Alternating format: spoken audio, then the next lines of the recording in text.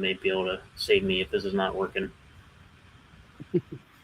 Evening, everybody. We're just getting ourselves together here, getting slides going, and just getting all the config ironed out with Ben. We'll get moving here in just a minute.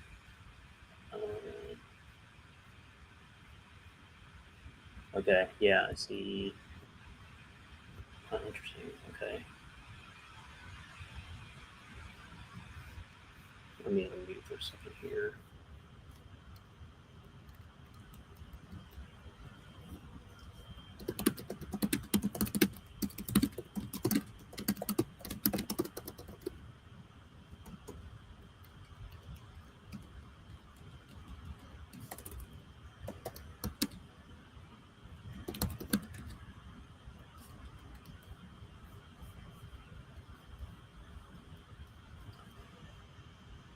Oh, Ben just disappeared, I think. Ian, are you doing something with the slides?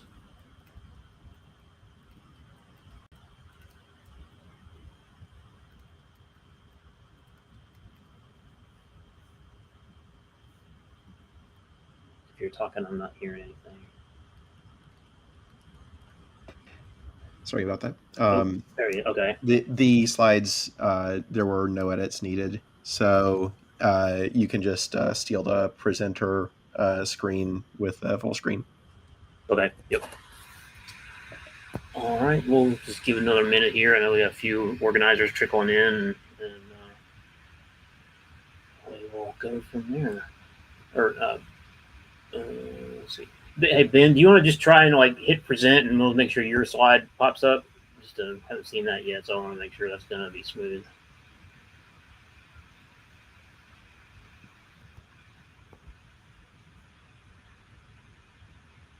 Oh, wait here.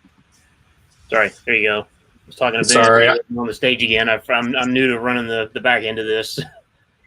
I hit the back button in my browser anyway, so I kicked myself out by accident.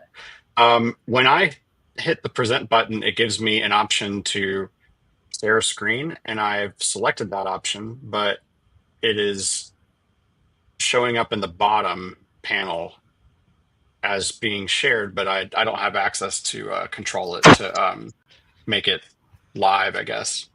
Oh, there we go. There it is. Perfect. I once again, I didn't do anything, and then things are happening in here. I think I don't know if it's just a lag or what. Yeah. Nope, it was me. Okay. That's what I thought. Sorry, it was my first go round at trying to manage the backside of this. Okay, yeah, I think that'll be fine there. So we can make sure we see Ben or hit Ben in the slides. I will get started on our slides in a second. Let me share.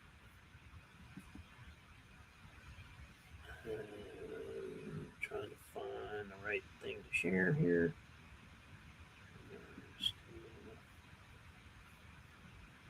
Oh, okay, hold on. I'm about to. 1 second.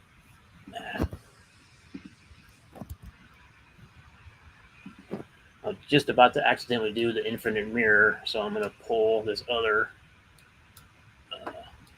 tab over and then manage from there. Okay. Now present, share.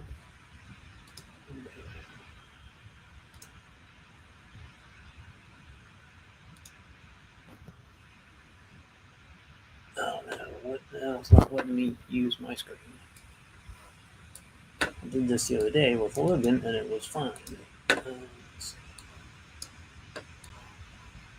Let me try the other one.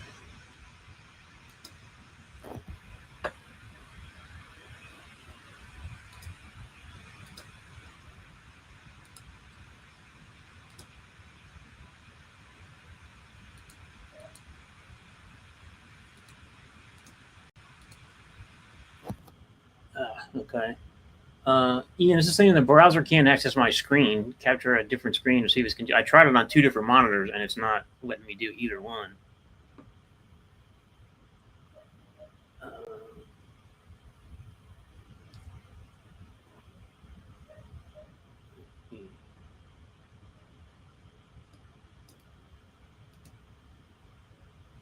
Why it's not letting me do it now? Because it worked.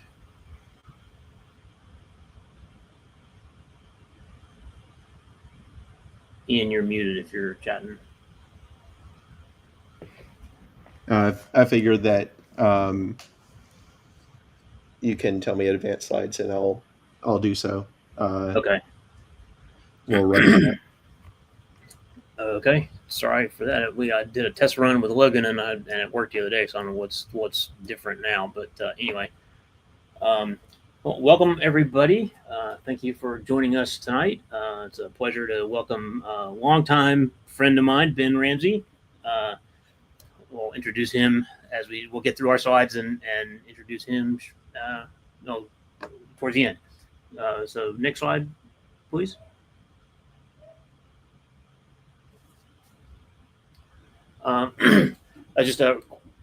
Okay, yeah, it goes right to the JetBrains license.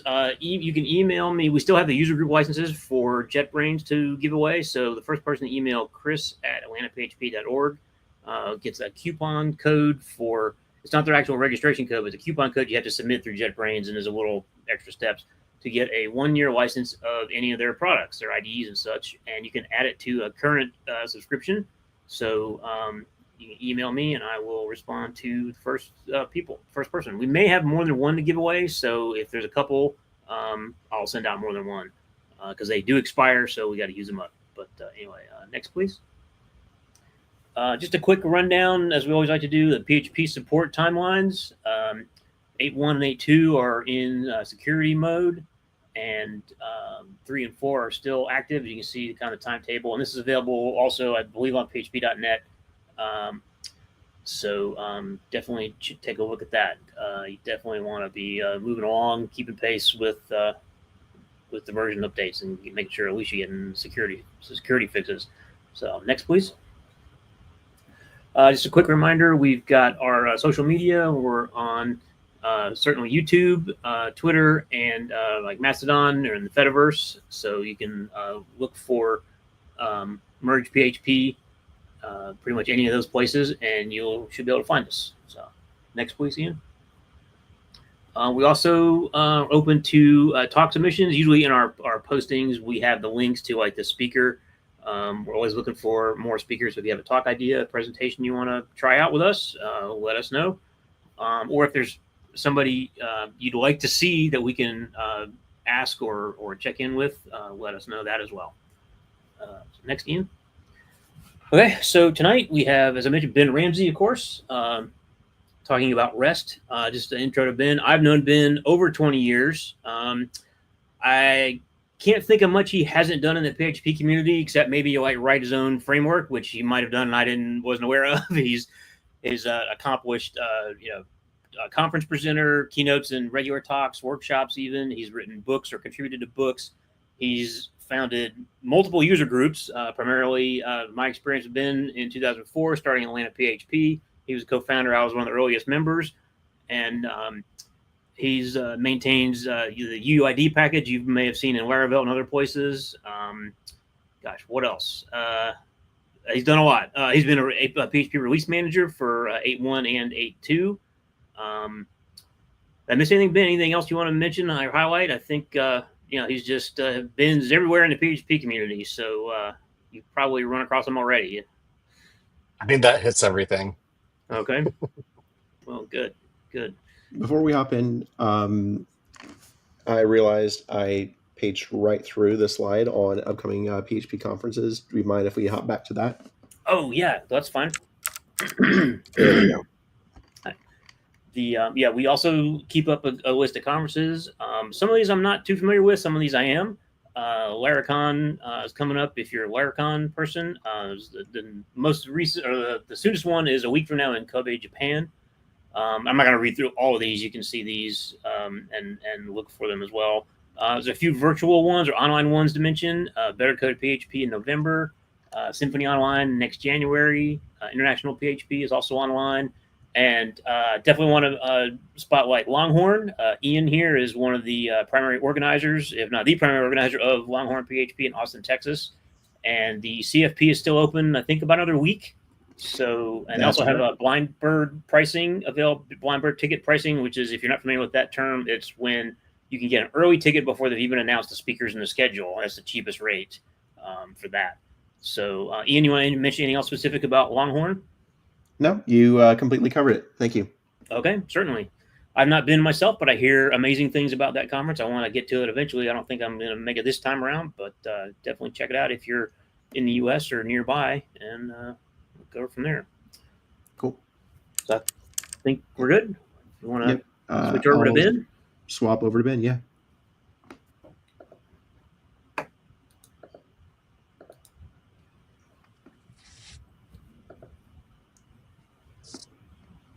You ready for me to take it away? Yep, go right ahead. I'm going to leave Okay. the stage here so I'm not. All right.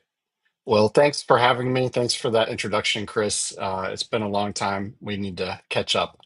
But obviously right now is not the time for that.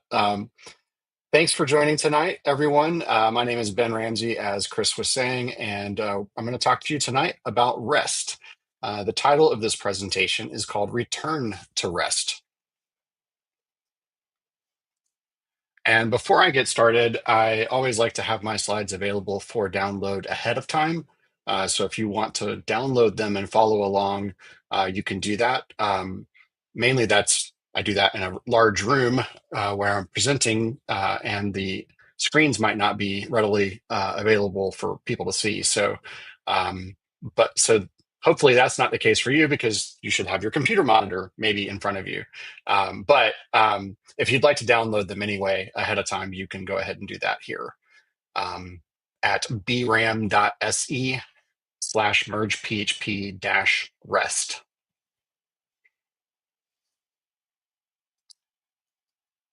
So today or tonight, we're going to talk about APIs. APIs kind of go way back. I remember my first kind of interactions with them, or with what we consider, web APIs, were back in the mid to early aughts, and around 2007, 2008 ish. APIs were kind of all the rage. Everyone was having fun with them. They were building mashups. We were building tag clouds. Flickr's API was open, and so was Twitter's, and so were other APIs that were open at the time. And people were building all sorts of cool applications with them. And they were fun, but they were also kind of thought of more like toys. But when we fast forward ahead to this year, 2025, we see now that APIs are super big business. This is a report from, I don't remember where I got this from. I thought it was in my speaker notes, but I don't have any, my notes aren't showing up. So I'll try to remember where this came from. I think it came from Postman. I think this was a report that they did last year, and it showed that 74% of the respondents to their survey were saying that they thought of the APIs first. That's what they build first before they build their UI or before they build their apps or whatever. They were API first. And so now we've come a long way, and we're in a world where you can't really do anything without an API. It's how the world is connected together. So in a sense, we can look at this and say that, HTTP APIs won. They are the type of API that is the most prevalent API. I know that there were APIs over other protocols long ago. I think there was an API over SMTP. I think you might have been able to do SOAP over that at one point, but no one does that. We use HTTP for all of our API needs for the most part today. Let me do one quick check. I want to know where my speaker notes are before I get too much. Well, they're here, but maybe they're just not on these slides. Sorry about that. So we're talking about APIs, but specifically, we're talking about REST APIs. And thinking back to the mid to late aughts, that was when this term Web 2.0 was thrown around, and that's when REST was hot stuff. But along the way, somewhere, we kind of stopped talking about REST, and I haven't really been seeing a lot of buzz about it lately. So what happened? Why is it that we don't talk about REST anymore? Did it just get kind of to be like the regular kind of run of the mill thing, and so it's not exciting? What is it that happened? Well, I think that some new stuff came along, and uh, that new thing was GraphQL, and it got really popular, and everyone decided that they wanted to look at that now and go forward with that. It became the new hot stuff. So REST was no longer the hot stuff. GraphQL was now the hot stuff. Um, So what does GraphQL have that REST doesn't have? Does it have something going for it that we might want to look at that might be beneficial to our applications?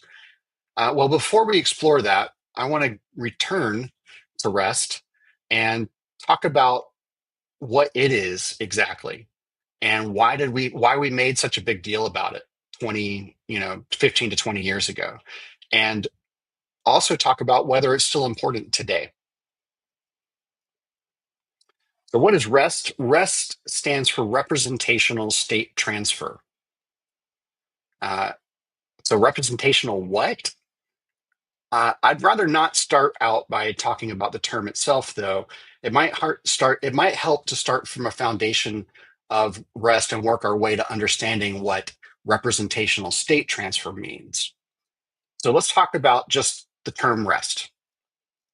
REST is an architectural style that defines 6 constraints. This term originated in a 2000 doctoral dissertation by Roy Fielding. That dissertation was entitled Architectural Styles and the Design of Network-Based Software Architectures. And the whole point of that dissertation was that REST and the web in general is all about loose coupling on a very complex and distributed system that has many moving parts. So REST is all about evolvability and extensibility of that system. It's not an architecture or a standard for developing web services. It's not a particular format or pattern. It's just a set of design principles. And there are 6 constraints that form the principles of REST. And applications that follow these constraints are said to be RESTful. The first constraint is the client-server constraint. This means that this constraint sets up a separation of concerns between the client and server. And by separating the user interface concerns from the data storage concerns, I'm quoting from Roy Fielding's dissertation here, we improve the portability of the user interface across multiple platforms and improve scalability by simplifying the server components. So perhaps most significant to the web is that the separation allows the components to evolve independently. Your web browser evolves independently from your web server, and your caches and proxies and routers, all of those things can evolve independently, and they are like, if one thing changes, that the whole system doesn't just explode and stop working. This separation is really important to REST. And I also think that it's what makes all the other constraints possible and beneficial. So moving along to the next constraint, that's statelessness. Now we add this constraint to the client-server interaction and say that communication between the client and server needs to be stateless, so that each request from the client to the server must contain all the information necessary to understand the request and can't take advantage of any stored context on the server. So session state is kept entirely in the client. So this does a lot of things that are beneficial to the network. It improves visibility, reliability, and scalability. Visibility is improved because a monitoring system doesn't have to look beyond a single request to fulfill the nature of the request, or to know the full nature of the request and to fulfill it. Reliability is improved because the system can recover more easily from partial failures, and scalability is improved because states doesn't need to be stored between requests, so it allows the server to quickly free resources. Now, you might be thinking about session states that we have in all of our applications. We use session state a lot, and we propagate that usually through a cookie, like the PHP SesID cookie or other types of cookies. This does form a kind of state that puts a dependency upon the server that the client relies on. So that breaks this RESTful constraint. However, when we build APIs, most of the time we don't use those kinds of session states. And in that way, any request from an API to an API is usually self-contained. It contains whatever authorization token is needed in order to fulfill that request. And so the server doesn't rely on a previous state.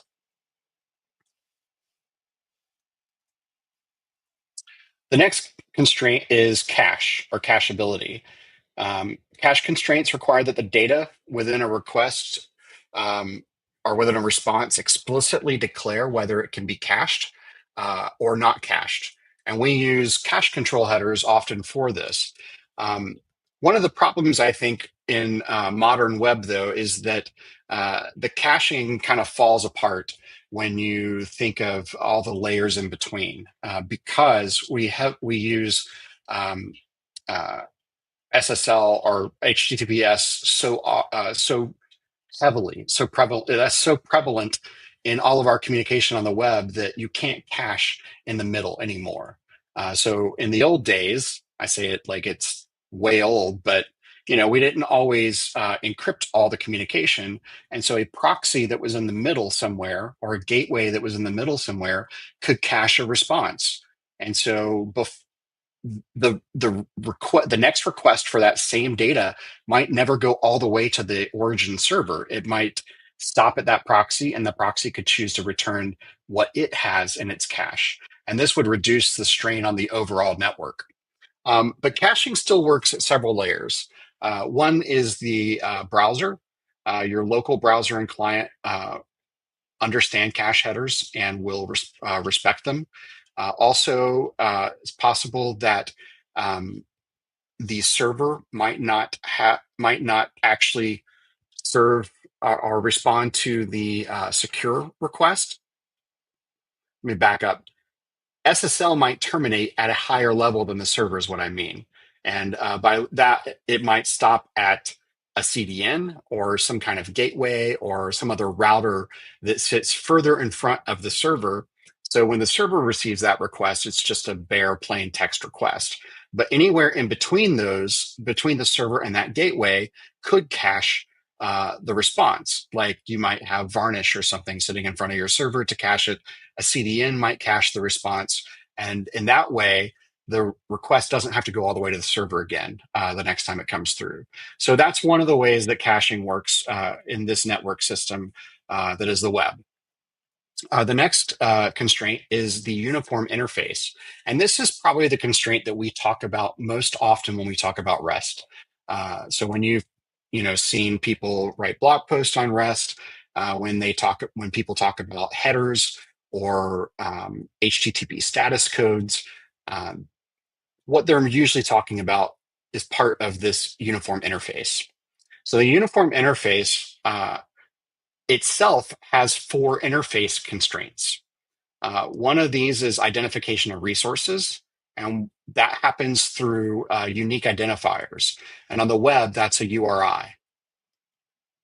The second constraint that the uniform interface follows is that it provides for manipulation of resources through representations. That's kind of a long-winded way of saying that you can send JSON data to the server, and as long as it's a content type that the server understands, it can fulfill that request.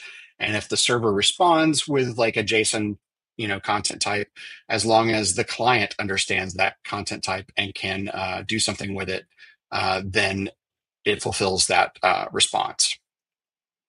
And the third one piggybacks off of that very nicely. It's self-descriptive messages. So I just mentioned that as long as the server understands or the client understands, well, the way it understands what it is, this data that it's receiving, is through self-descriptive messages. So what do I mean by that? I mean headers like the content type header. The content type header describes, is metadata that describes the body of that request or response and tells a client or a server what kind of data it is processing or it's receiving so that it knows how to process it. And the last thing that is so that's one facet of self-descriptive messages. There's a lot of others, but mainly it's all about like the metadata that the headers and status codes provide to a client or a server. And the last interface constraint is this special notion of hypermedia as the engine of application state. We'll talk a little bit more detail about this later, but you've probably seen this as an acronym, HATEOAS. And what that really means is that hypermedia drives everything. Hypermedia tells a client where to go next. It provides a link to another resource, and the client can change its state by progressing to that resource or loading that resource. We see this a lot in the web browser because, and it's very familiar there because we have links on a page and we click them and it takes us to that other page, or it does something different in the browser. And so that changes the state. The fifth constraint of the overall REST architectural style is a layered system. This kind of goes back to the client server and the cacheability and everything in between is all due to this layered system. You've got your servers, you've got your clients, you might have CDNs, you might have routers or gateways or proxies, whatever comes in the middle. It's all just different layers in this system. And when one layer is removed, usually the whole system continues to work because things route appropriately. And lastly, an optional constraint is called code on demand. And I think the easiest way to really understand what this constraint is or provides is that is again like in the web browser. We think about JavaScript being sent from the server to the client, and that helps the client do things that it could not otherwise have done because it instructs it with code how to function. So I think this is what code on demand is really getting at here. And we don't really use it a lot within APIs, although it does happen occasionally. Occasionally you'll send some kind of code and a client that understands that code will execute it or possibly execute it. So those are the 6 constraints: client server, stateless, cache, uniform interface, layered system, and code on demand. We've got these 6 constraints. It's an architectural style. Okay, cool, Ben. So now what? What exactly does that get me? Well, I'm glad you asked. So let's talk about why this is important. I'm glad you asked to this audience of screen in front of me. So let's talk about why this is important, though. A REST is an architecture that is loosely coupled, simple, evolvable, portable, reliable, and scalable. That's what these 6 constraints give us. And REST API is really more than the sum of its parts because when you put all these things together, you have a very elegant system that's easy to use and easy to change. The problem is it just doesn't get implemented like this often. And sometimes we find it hard to change. But that's not because of REST. I think that's mostly because we misunderstand what it is we're building with REST, and we misunderstand the benefits that we're getting. The I'll talk more about the benefits in a minute, but so I don't want to get ahead of myself. But if it's supposed to be so simple, why is it so hard? Well, that's because simple doesn't always mean easy. In fact, it rarely does. In order to build a system that feels simple to an end user, it's usually very complex uh, and complicated in order to build it. Um, but the end user doesn't realize that. They feel it, to them, it feels easy, it feels simple. And that's what you want. You want it to be simple and easy to use. So when you build an API that is simple for someone to use or consume, that doesn't mean that it was simple and easy to build that way.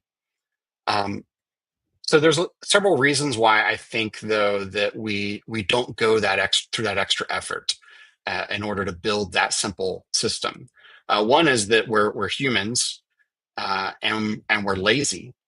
Uh, Often in your jobs, you'll have needed this thing yesterday. One of the biggest things I think is that we don't plan for the future, and REST requires upfront investments, and it requires really system level thinking that you can't just whip out and go with it. And lastly, we just all suck really bad. The bottom line is that REST requires some extra effort and extra thought when building an API. It requires extra effort from developers who are integrating with it. And while I think the benefits outweigh these drawbacks, we are lazy and we needed this working yesterday. And we don't often care about who's going to have to maintain it in the future, both either on the client or the server side. And that brings us back to GraphQL. GraphQL somewhat solves the lazy needed it yesterday, don't care about tomorrow problems. It was, make sure I'm not getting ahead of myself. But I also wanted to show this again just because I find this meme really hilarious. And I know that maybe you don't, and that's okay. This is just entertaining to me. Um, but GraphQL also, another problem that it solves is that it reduces the number of requests you need to make and the amount of data you need to retrieve in order to get just the data you need. But that's really not important for our discussion because what's important in my mind is that GraphQL is a reaction to REST that was created by a company whose motto was to move fast and break things. When that's your culture, I don't think you optimize for maintainability. You optimize for the getting things done quickly. And that might be okay for your culture. GraphQL does solve that problem, but I think it does so at a cost. Whether that cost is high or low depends on your company's values. The cost is this: it's tight coupling, extremely so. GraphQL binds your data layer to your front end, to the client. And for a company that's trying to move fast and break things, that might be exactly what you need. But it's probably not what you want if you want third-party developers to integrate with your services through your API. And it's probably not what you want if you want a maintainable API that can evolve and grow over a long term.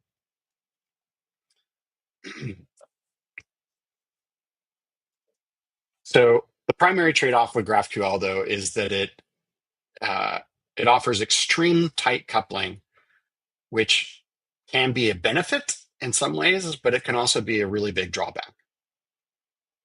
And again, here we go. This guy is the biggest jerk in the world, and I just have to show this meme again because I get a kick out of it, and you get to listen to me. So it's my presentation.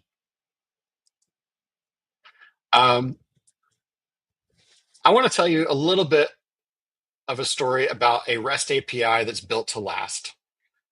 So the biggest thing I want to impress upon you is that REST exists for evolvability, maintainability, and longevity. I work for a company called MailChimp, Intuit MailChimp, and we have an API that's a REST API.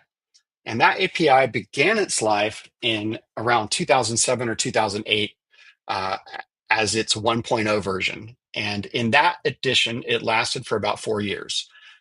It was not a REST API at the time. It was an XML RPC API, which was very common in those days. And the team that built it didn't really care about REST. And if you were ever to find any of their blog posts, you would see that they have a distinct disdain for REST, so much so that they often called it out in some of their posts, which I found humorous in reading all this. But their 2.0 API was publicly released in about 2013, and it was a move towards REST. But they did away with things that they didn't like in REST. And I'm not quite sure what those were, but that's how they worded it. However, a year later, they were already having some problems with the new API. And they decided to start over from scratch. And version 3.0 of the API was built fully on a RESTful foundation.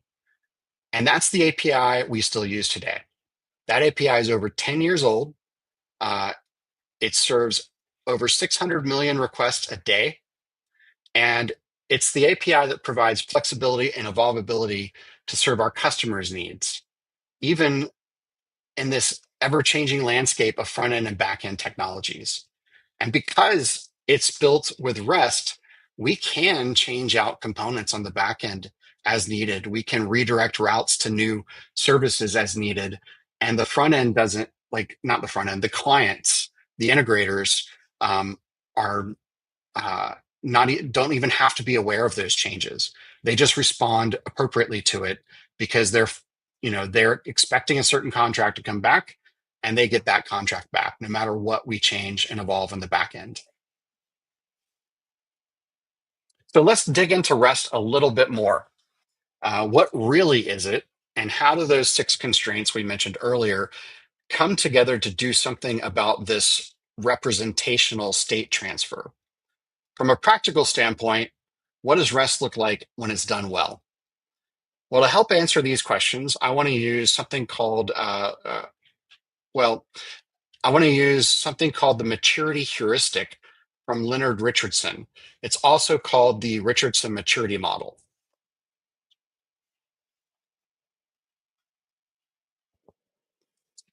The Richardson maturity model starts off at level 0, and it's called the swamp of pox.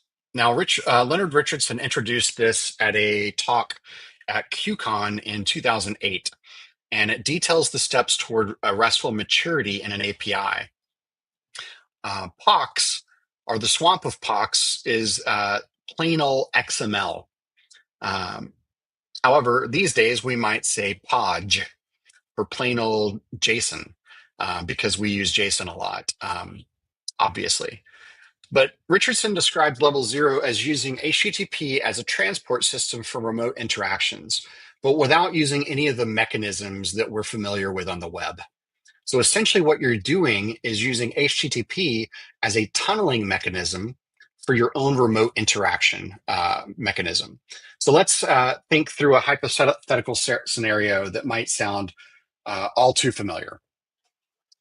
So we give a client who is running an ad campaign, or we have a client who is running an ad campaign, and they want to capture email addresses and postal codes and report on that information. So we need to give them an endpoint to post data and another endpoint that will pull the list. Well, your boss says the campaign will only last for 1 month, and we don't need it after that. We can just throw it away. So we've got one action where we need to collect an email address and a postal code. And we've got another action where we need to return a list of all email addresses and postal codes captured. The key here is that it's only needed for a month. And after that, we don't care about it anymore. So we don't really need to worry about designing a big API that's RESTful. We'll go with something that's RPC based. That's remote procedure call. This is what it might look like. This is a very simplistic example of RPC. This is my own format of RPC. So it's not using a standard, but it's good enough for our present needs. It's easy to set up and simple to use, but we're not really utilizing HTTP for anything more than transport. In fact, every request we make is a post request to this. So we're using one method of HTTP, and we only have one URI, that's rpc.php. It's not bad for something that's not going to last long. And at level 0, our API, I've already mentioned this, but this is what we would call level 0. So we've got a URI, we're using one HTTP method, and we've got JSON here. So this is level 0. When we split the service into its individual components and each component becomes a resource, though, we get a lot more flexibility. As you can think through this example that's right here, over time, if we were to expand this and evolve it, it's going to set up a lot of dependencies on that one URI, on that one resource. And so this is going to get complex really quick. It's going to balloon in complexity. And we can mitigate that by designing it in a much better way, so that each action or each component becomes a separate resource. And then we can act on each of those resources independently. And as we'll see later, we have a common interface with a constrained set of methods that can be used to interact with these resources. That's through HTTP. And so when we get to that level, we are at level 1. We've got resources. We split up our entities into multiple resources. And so if we think back on our hypothetical example, our client has decided that they want to run the campaign a bit longer. Surprise! And they also want to run a second campaign like this, but this time they want to collect first and last names. And so your boss says, just take that API you wrote and repurpose it. That sounds easy enough, but there are some caveats. The first is that what you originally wrote was specific to a single campaign. You didn't plan on running any other campaigns through the API. Also, it only collected email addresses and postal codes, so it doesn't support any other kinds of data. While the code is simple enough to make these changes without breaking the existing campaign, will there be more need for changes down the road? It kind of sounds like it at this point. And this is where I was saying that the complexity of this can start ballooning very quickly. You might end up with one file with tons and tons of different methods or functions. You might end up splitting that up, but you still got everything going through this one endpoint. So this is what it might look like, though. We've decided to split things up into separate resources. And here,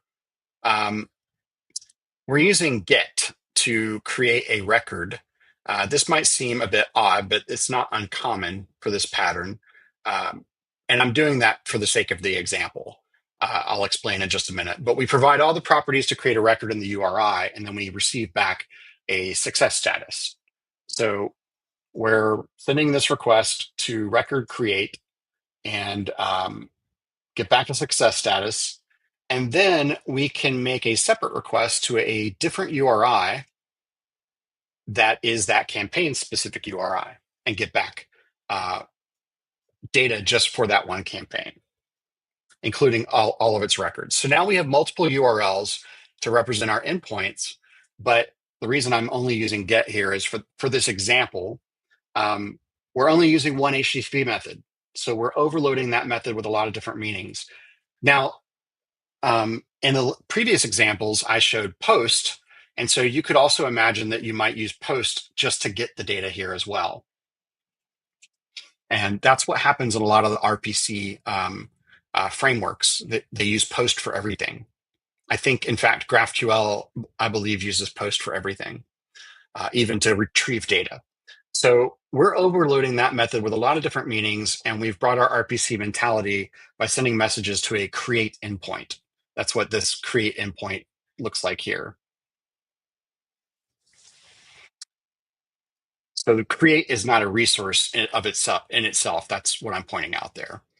It is an action. So we've come to level 2 now, HTTP verbs. We're no longer just tunneling our interactions over HTTP. We're actually using HTTP verbs as closely as possible to the way they are used in HTTP itself.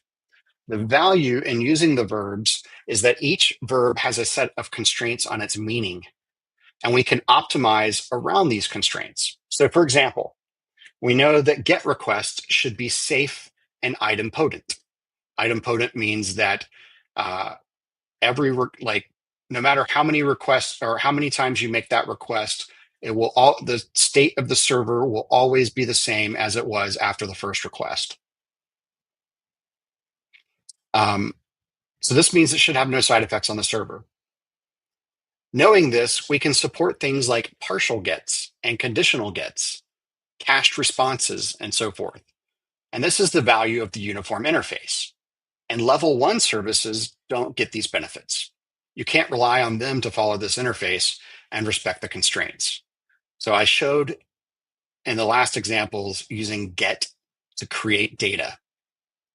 That's an interesting situation. I have seen in the past, there was a tool called, I think it was called the Google Web Accelerator, that you would install in your browser. And it would prefetch the pages it found. Like you're viewing one page and it has a bunch of links on it. It would fetch those pages in the background so that when you clicked on them, they would immediately load. The problem is it expected GET to be safe and idempotent. And so it would make GET requests to all of these URLs. Well, if you imagine loading the admin interface of some website you're working on, and it's a list of contacts maybe with a delete link next to each of them. If that server doesn't treat GET as safe and idempotent, and it allows you to use a GET in order to delete that contact, well, Google just deleted all your contacts, and this is a real thing that happened. So that's why the uniform interface is so important. If everyone follows it, then you don't have situations that happen like that. Let's consider our example again here at level 2. We want to use proper HTTP semantics for resources. So what that means is that we're going to use post to create a new record and GET to fetch a campaign. And what else can we do with that campaign resource? Well, we'll create new campaigns with post. We might update campaigns with a put request. Put means to replace. What about the record? Well, we might fetch an individual record with GET, or we could use a patch request to partially update that record. These are methods that have defined meanings.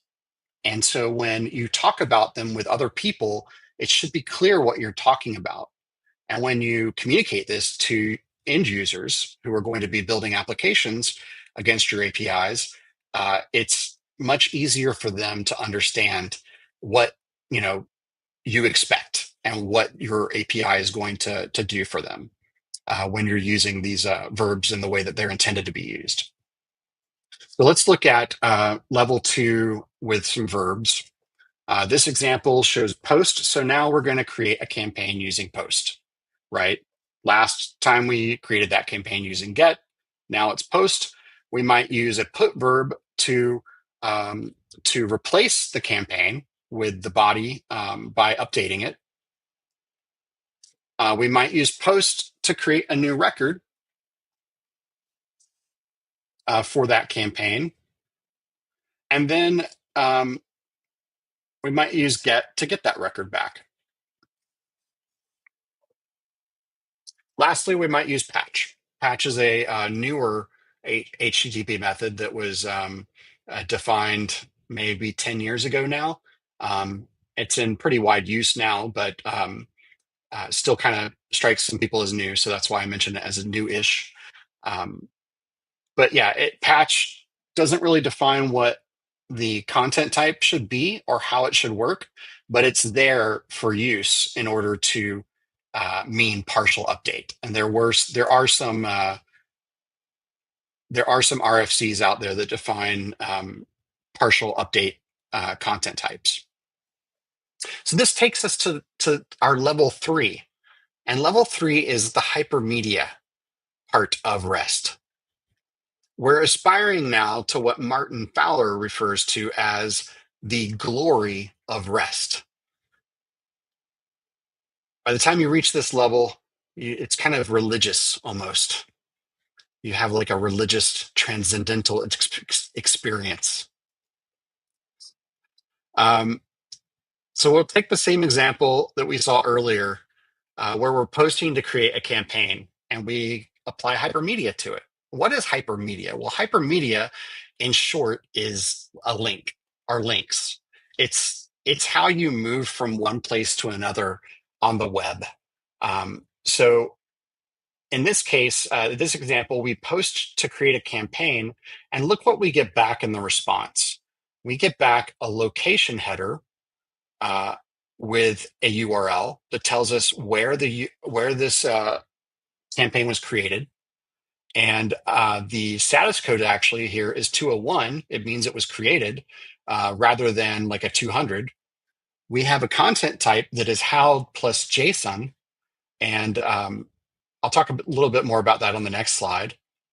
So now we're putting things together and we're starting to communicate like metadata about the body of our response that helps a client understand how to process it. And so this response body itself might look something like this. This is using HAL, which stands for hypermedia application language. And it defines essentially a format for representing hypermedia in JSON and XML, but most people use the JSON format. You'll see two things here that are kind of unique to HAL. That's this underscore links property and an underscore embedded property. I'm not going to go too much into detail on those things, but I do want to focus on the links part. The links part communicates to our client or to any user of our API what you can do next with this resource. So we can see here that we've got a link to ourself. That's our current URL. I'm not going to explain what queries are, but you can go read up on those. But we are saying that we have defined our own campaigns relationship and our own records relationship. And this current resource is related to those two kinds of things. This current resource is related to campaigns. It's related to records. A lot of times when people are implementing their own, and this is what you'd see on the MailChimp API as well, is that we've defined our own link relationships so that a client that's building toward against your API is able to use those link relationships to traverse through your API and to present their user with different actions that they can take. So now our API is starting to look RESTful, and we got a lot of flexibility and benefits from this model too. So now it's time to live, laugh, and rest. We have reached the glory of REST. We have achieved a state of nirvana in which your API becomes evolvable to the point where you may make changes without breaking client integrations, or at least that's the hope. Indeed, the changes you make may be communicated to clients through links, and they are none the wiser. You can change those URLs in a real RESTful system, and the clients will follow them without needing to reprogram themselves for your URLs. This breaks down when you fully communicate all of your URLs and tell them to program to a URL. And I can talk a little bit more about that in a few minutes, but that's a way that a lot of developers will program against a REST API. So when you change the URL, it breaks them.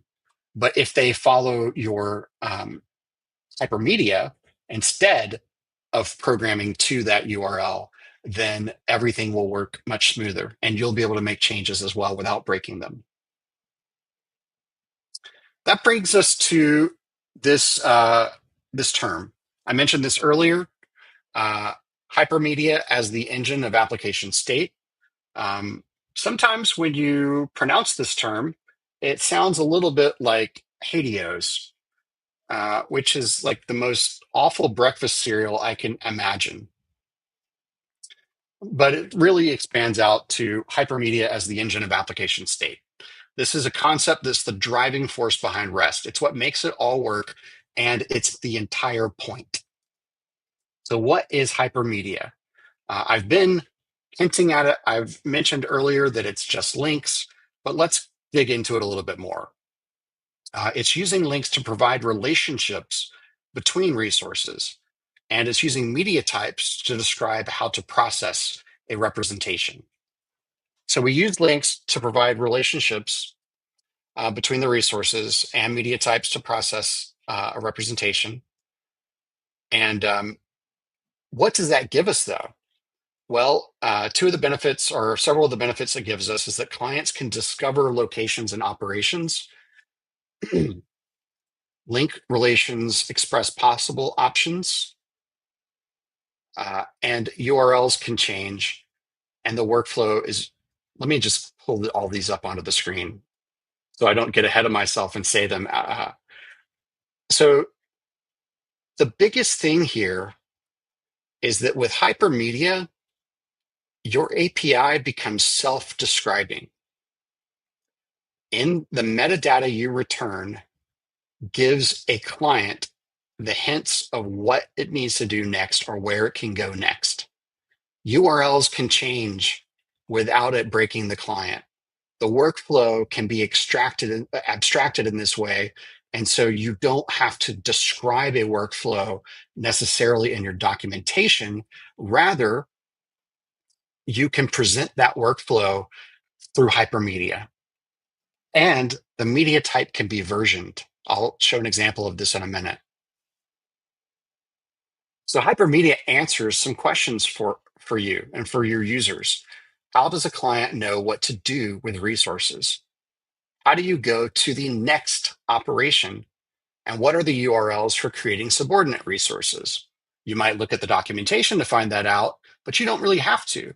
You could actually look at the hypermedia, and as long as it's well defined and you've agreed on this format, then a client will be able to know how to create subordinate resources. And it also tells you where's the contract for the service. You can communicate that through hypermedia as well by communicating URLs to schemas. So with doing this, we're making the most of HTTP. We're using HTTP methods for the purpose they were created. Get, post, put. I'm combining words now. Get, post, put, patch, delete, and brew. If I had an audience in front of me, I would ask if you knew where brew comes from. But I'll leave that up to you as an exercise. Uniquely identify each resource with a URI.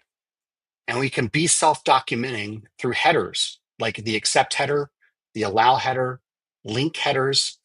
And speaking of the link header, we can use hypermedia and links. Now, I also want to encourage you through this that as you're thinking about building out a RESTful system, you want to put some thought into your media types. I mentioned that, like, as long as the client understands what they're receiving and how to process that, they know how to go, where to go to next. They know what they can do next. And the only way that's possible is by putting care into your media types and describing those very well. So let's think about how all of this put together might look to a client through your API. I'm coming back to that self-describing API notion, where if I don't have a lot of documentation to read, and I don't want users to lock themselves in to coding directly to a URL, how do I communicate what they can do with a particular given URL? One way to do that is through the options header, or I'm sorry, not the options header, the options method. If a client makes an options request to your URI, well, that's asking your server, hey, what are the things I can do at this URI? And you can return, it's sort of like a head request. In fact, you can kind of treat head as a similar thing, similar notion, but options is um, really designed around understanding what methods a URI accepts. And so a response might look something like this. You might send back an accept header that includes the media types that you accept. In this case, we're just communicating one media type, and that's HAL plus JSON. But you could use this to indicate other media types that your server understands. We can give it a comma separated list of the headers that this endpoint will accept. And then we can also communicate links. These are link relationships that tell the client how this is related to other resources in our system.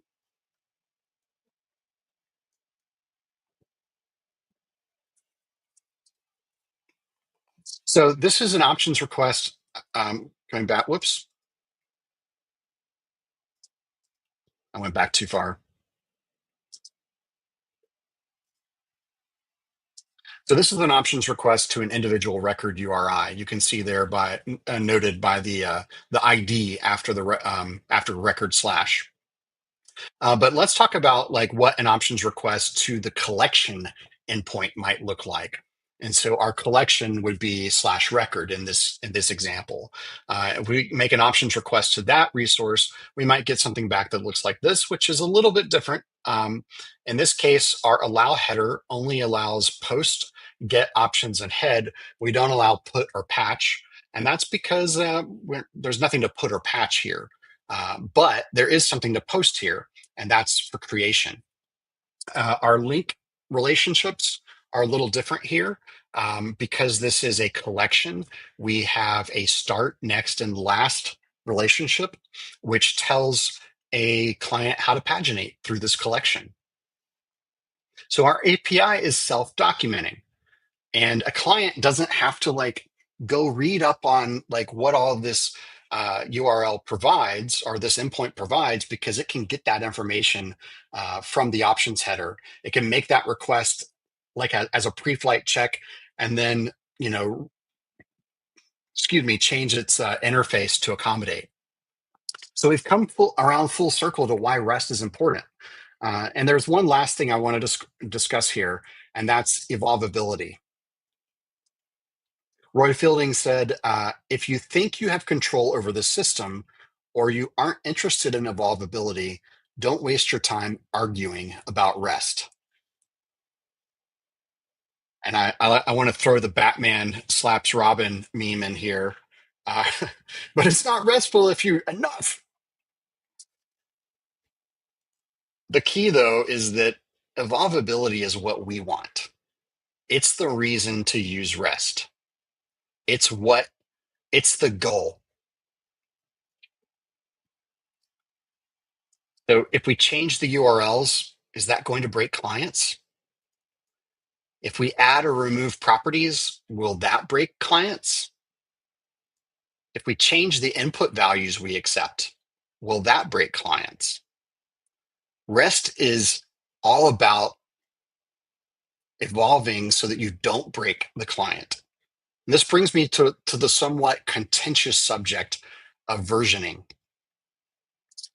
Versioning in APIs exists because we're afraid of breaking clients. And by versioning, I mean URL-based versioning, something that looks like this, where you've got a v2 sitting in your URL.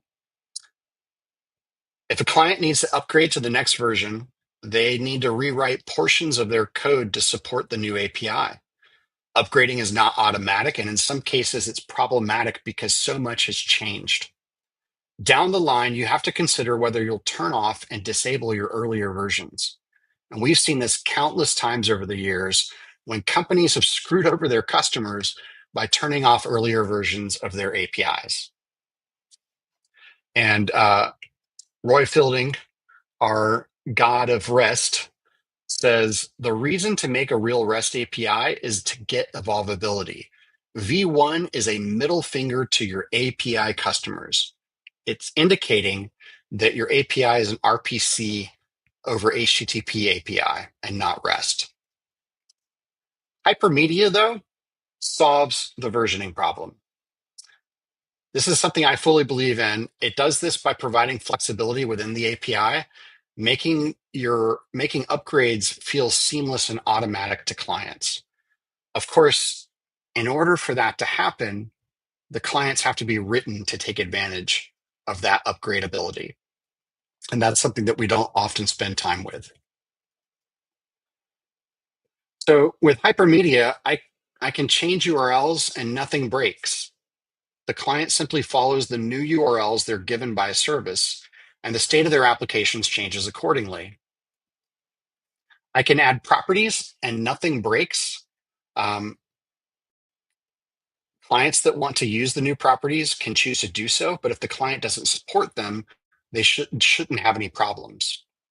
And this is all about like this path of upgrading or evolvability that involves always having forward compatible changes. All your changes are additive instead of removing things. However, if you do want to remove properties or require inputs, you can, and then you can use content negotiation to version the API. So in this case, I'm using vnd.example plus JSON as my hypermedia type. And I'm also adding version equals 2 because you can use parameters with your content types. So everybody's happy, right? Maybe. So remember our options request from earlier. We can document the versions of a resource now using the accept response header. I mentioned this last time we saw this, but we didn't see the example of it.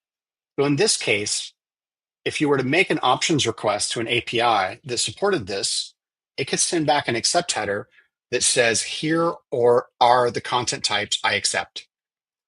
And here are the priorities in which I want to accept them. By default, the priority is 1, which means that's the most important one. If you see 0.8 or 0.9 here, those are saying like they're in decreasing order of preference. So 0.8 is the least preferred and 0.9 is the middle here, and the one without it is defaulting to 1. So in this case, you could just imagine, you can look at this and infer that version 3 is the newest version. It has the highest priority. Version 2, we still support it. It has the medium priority. And then the one without a version, maybe that's our lowest priority. Maybe that was our original. So REST is essentially concerned with the evolvability of a network-based application. Within a RESTful system, you can add and remove components. You can redirect and change components. And due to its layered nature and separation of concerns, statelessness, ability to cache representations at any layer, and the uniform interface that all the components know how to speak and process, it's the most evolvable way to build an API on the web. And APIs following this style are able to last for long periods of time without rotting or breaking clients when changes are made. So thank you very much for your attention. I do want to promote something here that I've built for use at MailChimp, but also for anyone else to use. And that's a DSL for testing REST APIs. This is a port of a Java library called REST Assured, and I've named it REST Certain. So this supports validation with JSON schema, and it really facilitates kind of an intuitive and expressive way to test your APIs. You can use it within PHP unit tests, or you can use it within um, uh, test as well. And it kind of fits in nicely with that. Thank you very much. I don't know if is there any way to do questions and answers here, or I'm not sure uh, what we do next. Oh, there is a list. There are comments here. Yeah, I don't see any specifically at this point, but if anybody's got something you want to throw in, definitely go ahead and we'll have Ben address it. So yeah, the brew method is from the hypertext teapot specification or something like that. I can't remember it now off the top of my head, but you return in response to a brew request, you might return a 418 I'm a teapot to let them know that you're not a coffee maker.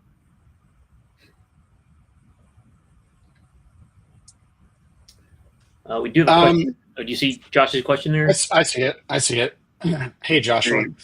Repeat the question back, so if anybody can't see it at this point, they can know what you're. Okay. Josh is asking, do you find GraphQL is harder to navigate as a human versus RESTful endpoints?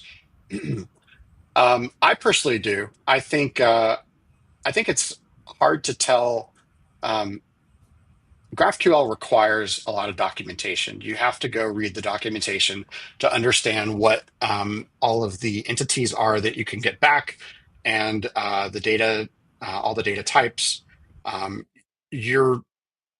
There's a lot of, I guess, a term for that is out of band information. So REST, if done in a real kind of like solid way where the API itself is self-descriptive, REST doesn't require a lot of out of band information. You can get most of the information from the request you're making.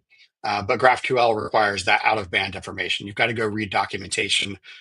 You've got to know a lot more about the inner workings of the system. And this is really why, like, I think GraphQL is well suited for internal applications. For your company building out a layer that connects your database to your front end, that's really where GraphQL shines. But when you're trying to open up your system to outside use by third parties, GraphQL is not going to be I don't think it works very well in that situation.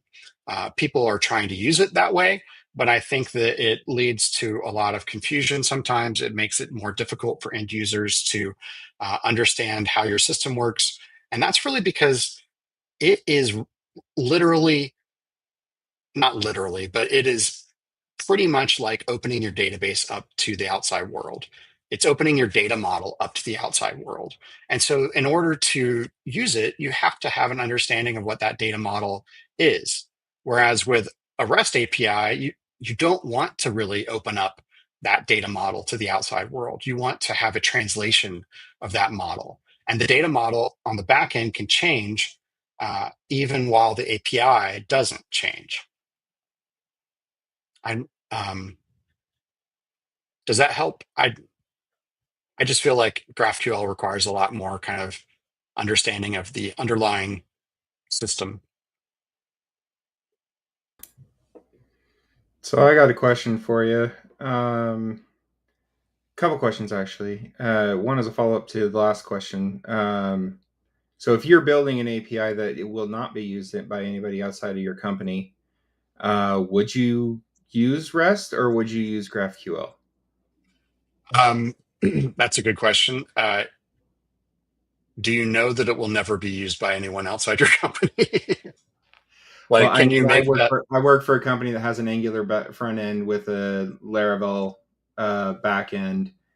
Our Laravel Right. backend AP is an API, but it will never be used by anybody other than our Angular front end. Right. I think GraphQL again, like I think GraphQL has its place there. And I think that the reason why like Facebook built it is because, you know, when you're making requests to a REST API, there's you have to make a lot more requests to get uh, all the data you need to render that page. But through a GraphQL API, you might only need to make a few requests to get the same kind of data. And you can also tell it what data you don't want to get, or what extra data you do need to get.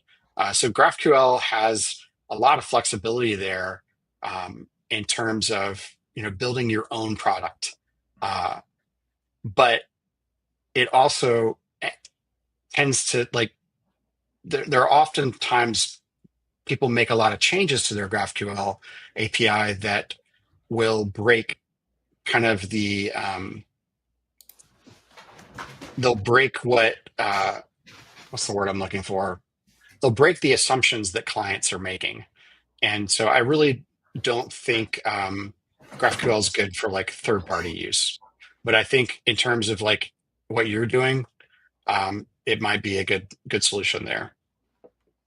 But I do Yeah. think if you do intend to open up your API ever to the outside, and you want to, uh, and you also want to use your API as the back for your front end, I think you have several routes there. I think you can build out a REST API and then just use your REST API yourself from the front, from your front end.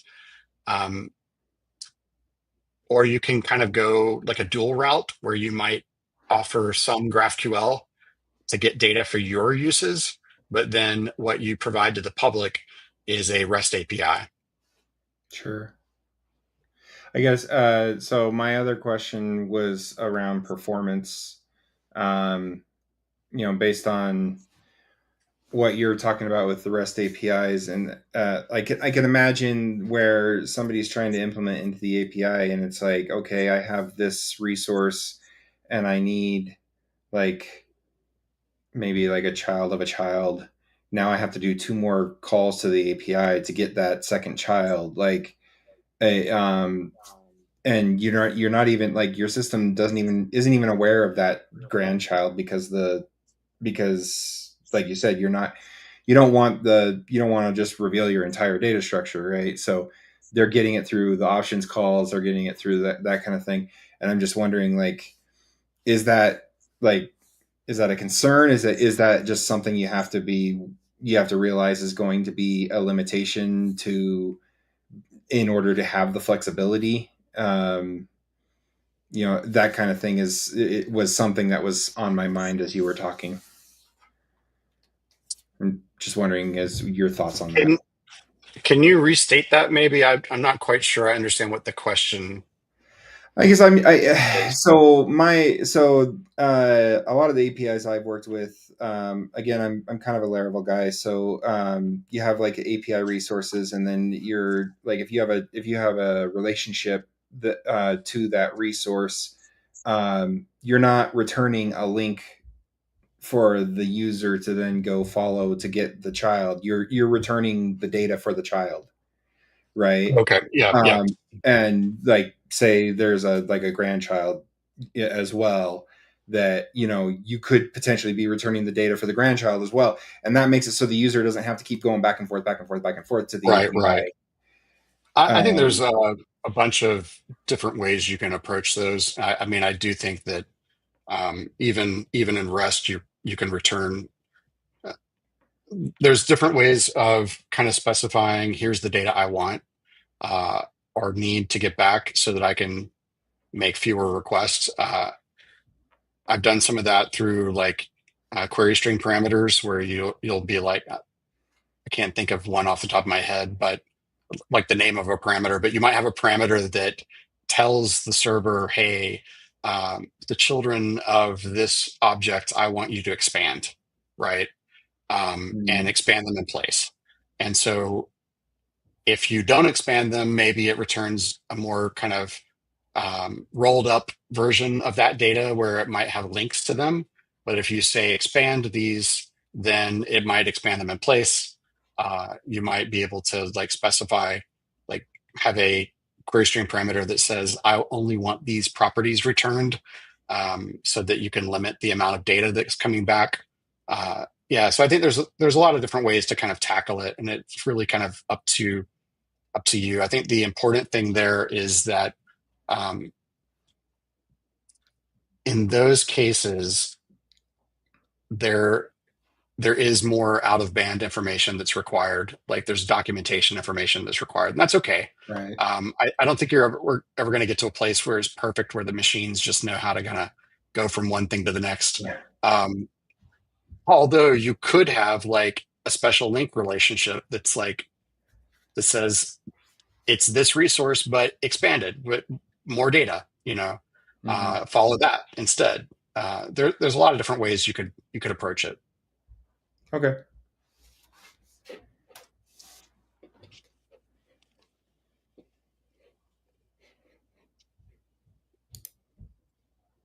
Chris, you're muted. Thanks. Yep. I was just gonna say, if anybody else has any last minute questions, get them in. Otherwise, we can wrap it up. Don't see anything coming through.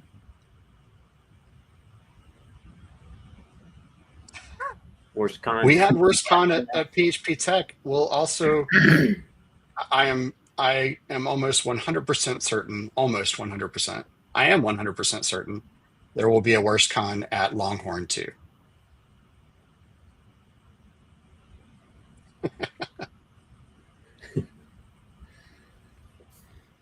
All right. Anyone else? Well, thank you so much for having me. I appreciate it. Yeah, thanks, Ben. Yeah, thank you so much, Ben. I really appreciate you. I know we flip flopped on the date with you a little bit there, so I appreciate you being able to jump back in on, okay. on our time frame. So thanks so much. Very terrific talk as always. Appreciate it very much. Thank you. All right, we'll end the stream. Thanks everybody for coming. Have a great evening. See you next month. We don't know exactly who will be here next month yet, but we will post as soon as we have details. Thanks again, everybody. Good night.